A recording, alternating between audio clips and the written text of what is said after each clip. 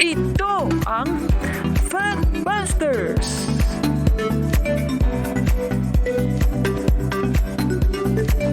Sa puntong ito ng ating programa, kung hindi ka pa nakasubscribe, pakiclick po ng subscribe button at ang notification bell para updated po tayo sa ating mga susunod na videos. Kaya, let's go at simulan na natin!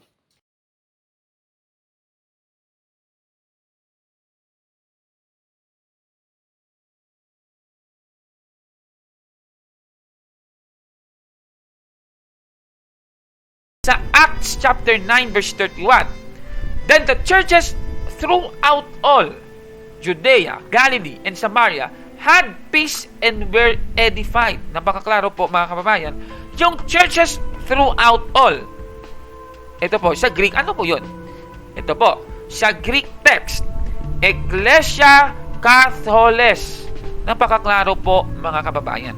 Yan po, Catholic Church. Napakaklaro na yan, mga kababayan, ha? Okay.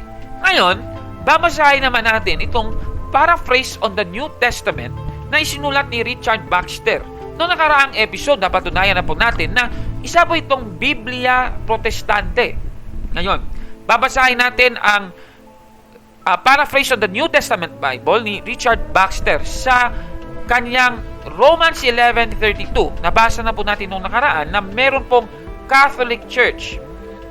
For God in justice and wisdom hath for a time left the main body of the Jews in unbelief, as formerly he did the Gentiles, that in his time he might in mercy call in the main body of them into the Catholic Church as he hath done you.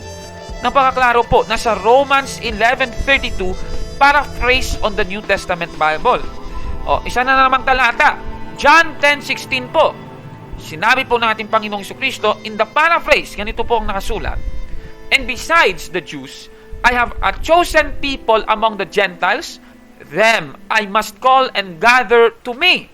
And Jews and Gentiles shall be one Catholic Church under me, their only universal head and shepherd. Napakaklaro po mga kababayan. Meron po Biblia Protestante na nakasulat ang salitang Catholic Church.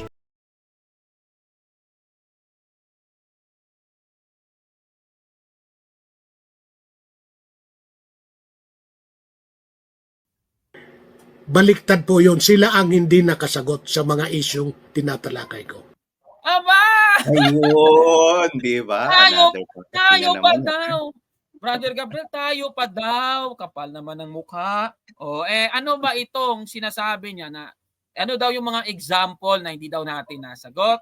Tuloy natin, sige. Brother Gabriel, ha? Sige nga, Okay, pagbigyan muna natin. Ito. Okay. Na masagot. Ang talagang sagutin mo, yung mga kalukuhan mo, yung mga pagsisinungaling mo, na di umano ang Katoliko, ang Iglesia ni Cristo at ang katunayan niya ay mababasa sa Biblia, ang Iglesia Katolika Apostolika Romana. Sandali, ha? Yan ba ay sinabi natin, Brother Gabriel? Ulitin nga natin. Ito talaga, gumagawa. Ano yan, ha? Fallacy na naman yan, ha? Nasabi daw natin, patutunayan daw natin na totoong iglesia tayo dahil mababasa sa Biblia ang Iglesia Katolika Apostolika Romana. Nakasulat daw. Naalala ko, wala naman Stroman fallacy yun. Ang sabi natin, kapatid na Gabriel, mababasa sa Biblia ang Iglesia Katolika. Yun ang sinabi natin. Yes. Diba? Ito talaga, ito talaga sa fallacy. Siya ito talagang fallacy. Mr. Fallacy ito talaga. Mukha niya parang hindi Mr. Clean eh. Yung sura niya, Brother Gabriel. Parang si Mr. Clean. Hindi naman, ayan tignan mo di ba? Sige nga, maghanap ka nga. Ayan parang si Mr. Clean. Hindi naman yan Mr. Clean eh. Mr. Fallacy ang tawag sa kanya. Mr. Fallacy yan ang tawag sa kanya. Di ba? Sige, tuloy. Grabe naman, tuloy na. Sige. Mga kalukuhan mo, yung mga pagsisinungaling mo, na di umano ang Katoliko, ang Iglesia ni Cristo at ang katunayan niya ay mababasa sa Biblia, ang Iglesia Katolika Apostolika Romana. Matagal na yan, hindi mo masagot. Stroman fallacy. Oo, di ba? Grabe. Matagal na daw yan, hindi ko daw sinasagot. Eh, mali ka pala eh. Wala namang dapat sagutin sa sinasabi mo. Bakit? Eh, hindi ko yan sinabi eh. Di ba? Ang sinabi ko, Brother Gabriel, totoo ang Iglesia Katolika dahil mababasa sa Biblia yung Iglesia Katolika. Hindi sinabing Iglesia Katolika Apostolika Apostolika Romana. Romana. Common Oo. sense naman. Wala naman ito sa logic itong si Cesar, no? Nakalimutan niya Kaburnok, napahiya siya dun eh, di ba? Sabi, nire-review niya yung video mo. Di ba? Eh, sabi niya, wala ika mababasa, Iglesia Katolika. Eh, nabasa mo. Basag na basag yung pagmumukha niya dun, kaya hindi niya na inulit yung sinasagot yung video mo. Di Oo ba? nga. Hindi na siya nag-review ng Yun. video mo eh. Kasi napapahiya siya on the spot eh. Laging napakaklaro. Tuwing matatapos yung laging napakaklaro. Klarong-klaro yung panloloko mo. Tuloy. Babasahin naman natin itong paraphrase on the New Testament na isinulat ni Richard Baxter. Noong nakaraang episode, napatunayan na po natin na isa po itong Biblia Protestante. Ayun. Babasahin natin ang paraphrase on the New Testament Bible ni Richard Baxter sa kanyang Romans 11:32. Nabasa na po natin noong nakaraan na meron pong Catholic Church. For God in justice and wisdom hath for a time left the main body of the Jews in unbelief, as formerly he did the Gentiles, that in his time he might in mercy call in the main body of them into the Catholic Church as he hath done you. Napakaklaro po, nasa Romans 11:32, paraphrase on the New Testament Bible. O, isa na naman talata, John 10:16 po. Sinabi po natin Panginoong Jesucristo in the paraphrase, ganito po ang nakasulat. And besides the Jews, I have a chosen people among the Gentiles, them I must call and gather to me. And Jews and Gentiles shall be one Catholic Church under me, their only universal head and shepherd. Napakaklaro po mga kababayan. Meron po Biblia Protestante na kasulat ang salitang Catholic Church. Ay, nako, kawawa naman si Cesar Sedeta talaga.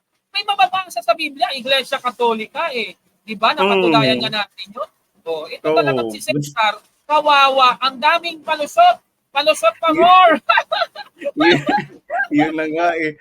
Grabe, hanggang ngayon nasa utak ko pa rin yung kung paano nasira yung ngiti niya. Kasi tawa siya na tawa eh. Wala ika mababasa. Wala ika mababasa. Diba? Wala Inabas. daw. Ay, nako. Kawawa.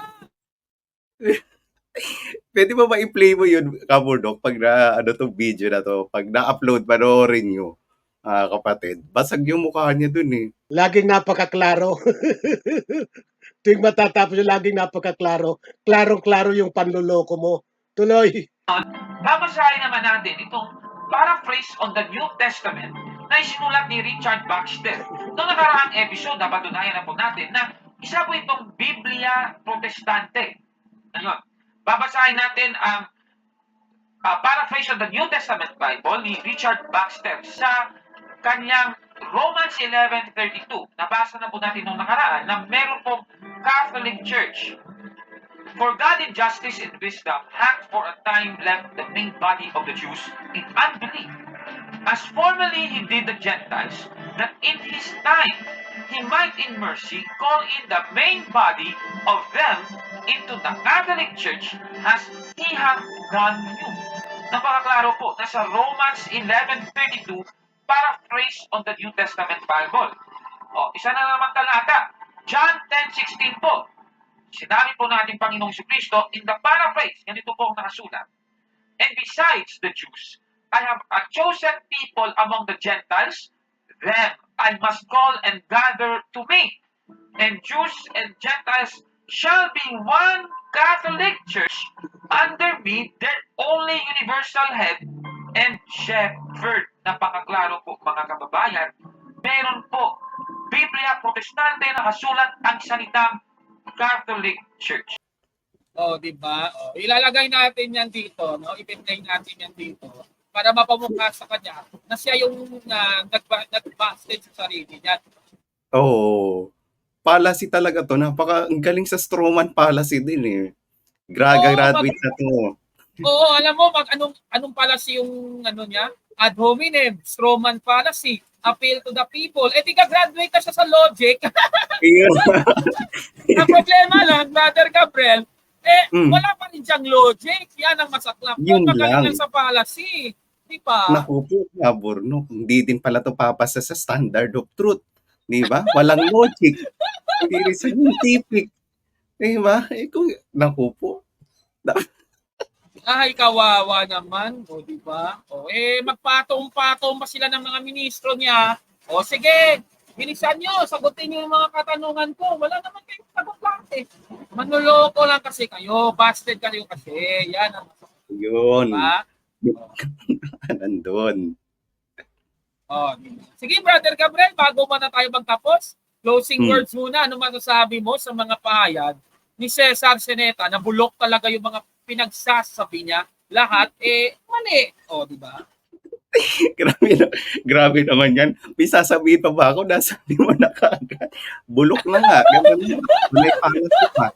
Sana kapag siya, sasagot siya, gawin niya ulit yung ginagawa niya dati. Sagutin niya by review kagaya ng ginagawa natin. Diba? Yun yung video, papanoorin niya. On the spot, panoorin niya. Tapos, i-record niya. O, doon niya sagutin lahat ng issue na binato natin sa kanya, yung lahat ng nilatag nating argument. Diba? At wag siyang magpa-assignment sa atin ng mga bagay na hindi mo naman sinabi. Diba? Wala ka naman sinabi, Iglesia Katolika, Apostolika, Romana, napakalinaw naman yun eh. Ang sinagot mo nung araw na yun eh, may mababasa sa Biblia, Iglesia Katolika. O katunayan, napahiya siya dun eh. Bakit di niya ipalabas yung video na yun? O kasi mapapahiya siya, nabasag yung pagbumuka niya dun. Yung abot-tengang ngiti niya nawala kagad, nawala pa siya sa focus. Naku, kahit si Brother diba? Wendell, tawa-tawa dun eh. Madalong ko lang makitang matawa si Brother Wendell, pero natawa talaga siya dun. Di ba? Ayan po patunay, mga kababayan, na si Cesar Sinieta, iyakin lang talaga, manluloko sa kapwa. Ayun. Yun. Anong masasabi ninyo sa ating episode ngayon? Comment down below, mga kapatid. At kung like mo ang video, paki-smash ng like button at mag-subscribe sa aking YouTube channel, Backbusters PH. I am Catholic. I am